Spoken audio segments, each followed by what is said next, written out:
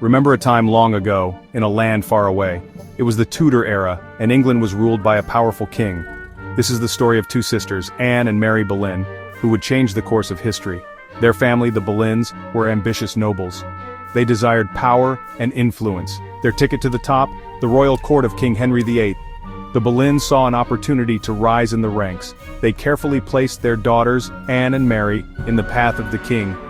Little did they know this move would have dramatic and far-reaching consequences. Anne Boleyn, with her wit and charm, quickly caught the eye of King Henry VIII. She became his obsession, leading to a series of events that would shake the very foundations of England. The king's desire to marry Anne led to the English Reformation, a monumental shift in religious and political power. Meanwhile, Mary Boleyn, though less famous, also played a significant role in the court. She was one of the king's mistresses and bore him children, further entangling the Boleyn family with the monarchy. Anne's eventual coronation as queen was a moment of triumph for the Boleyns, but it was short-lived.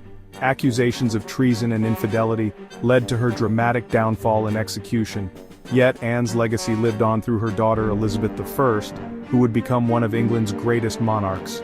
The ambitions of the Boleyn family, their rise and fall, left an indelible mark on history. Their story is a testament to the power of ambition and the unpredictable nature of fate. King Henry VIII's court was a place of dazzling beauty, where the splendor of the Tudor era was on full display. The grand throne room, adorned with rich tapestries and golden accents, was the heart of this opulent world. Here the king held court, surrounded by his loyal subjects and the most influential nobles of the land. It was also a place of dangerous intrigue.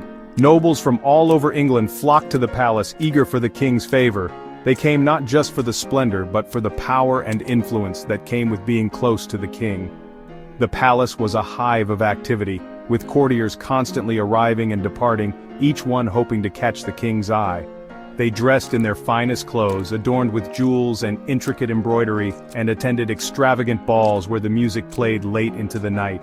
These events were not just for entertainment, they were opportunities to forge alliances, spread rumors, and gain favor. Gossip was the currency of the court, and everyone had something to say about the latest scandals. Henry VIII was a charismatic king, known for his love of hunting, feasting, and of course, beautiful women. His passion for these pursuits was well known, and he often led hunting parties through the royal forests, followed by lavish feasts where the finest foods and wines were served. His charm and larger-than-life personality made him a central figure in the court's social life. Among the many who sought the king's favor were the Boleyn sisters Mary and Anne. With their charm, wit, and beauty, they quickly caught the eye of the king. Mary, the elder sister, was the first to become involved with Henry, but it was Anne who would ultimately change the course of English history. Their presence at court was a testament to the power of ambition and the precarious nature of favor in the Tudor court. Both sisters became ladies-in-waiting to the queen, putting them at the center of court life.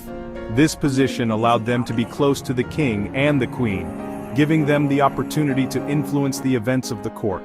The role of a lady-in-waiting was both prestigious and demanding, requiring them to be constantly attentive and ready to serve. For Mary and Anne, it was a stepping stone to greater power and influence, but it also placed them in the midst of the court's dangerous intrigues. Mary Boleyn, the elder sister, was known for her beauty and grace.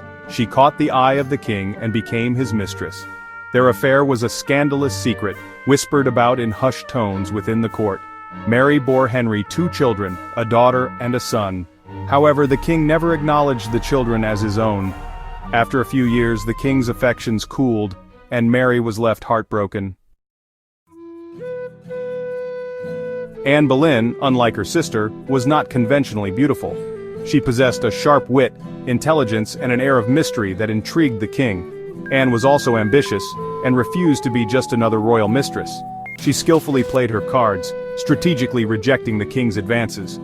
This only fueled his desire, making him more determined to win her hand. Henry, desperate for a male heir, sought an annulment from his wife, Catherine of Aragon. Dangerous liaisons, politics and power plays. The king's desire to marry Anne caused a storm of controversy. The Pope refused to grant the annulment, leading to a break with the Catholic Church. England was plunged into religious turmoil. Powerful factions at court aligned themselves with or against Anne. Her rise to power had angered many, who saw her as a manipulative social climber. The stakes were higher than ever, with whispers of plots and treason echoing through the palace corridors. The fall of Anne Boleyn, from queen to condemned.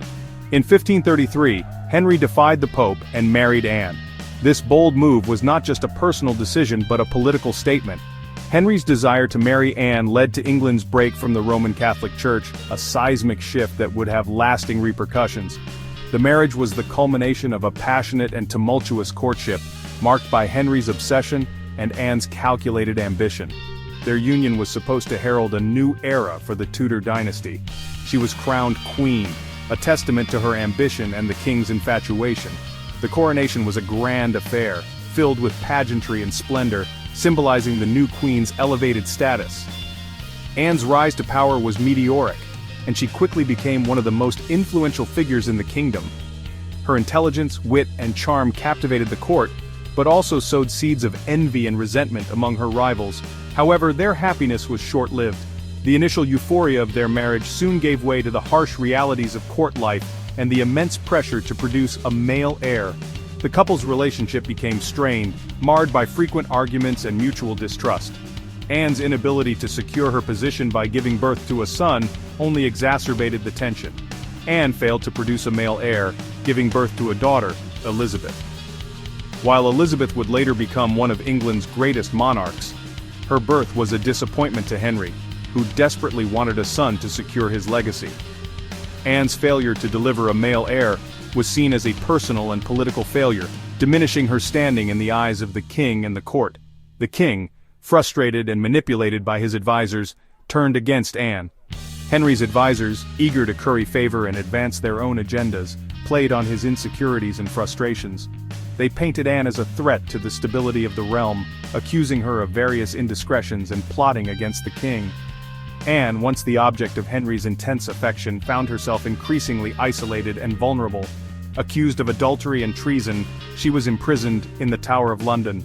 The charges against her were grave and scandalous, designed to tarnish her reputation and justify her removal. Anne's imprisonment was a dramatic fall from grace, a stark contrast to the heights she had once reached. The Tower, a symbol of royal authority and power, now became her place of confinement and despair. The charges were almost certainly fabricated, but Anne was a convenient scapegoat for a king desperate to be rid of her. The trial was a foregone conclusion, a mere formality to legitimize the king's decision. Anne's fate was sealed, not by her actions but by the political machinations and personal vendettas that swirled around her. Her story is a poignant reminder of the perils of power and the fickle nature of royal favor. A legacy forged in tragedy. The birth of Elizabeth. In 1536, Anne Boleyn was found guilty by a court of her enemies and executed. Her death sent shockwaves through England and across Europe. The once powerful queen was gone, leaving behind her young daughter, Elizabeth. Elizabeth, now declared illegitimate, was cast aside by her father. She grew up in the shadow of her mother's tragic fate, but Anne's legacy lived on in her daughter. Elizabeth I, the queen who would be king. Despite a tumultuous childhood, Elizabeth rose to become Queen Elizabeth I. Intelligent and strong-willed like her mother, she proved to be one of England's most successful monarchs. Her reign, known as the Golden Age, saw England flourish as a world power. Elizabeth never married, earning her the nickname the Virgin Queen.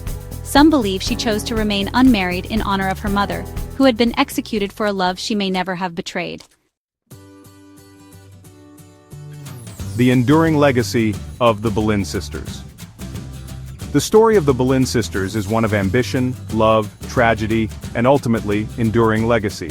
Anne and Mary's lives, intertwined with the tumultuous reign of Henry VIII, forever changed the course of English history.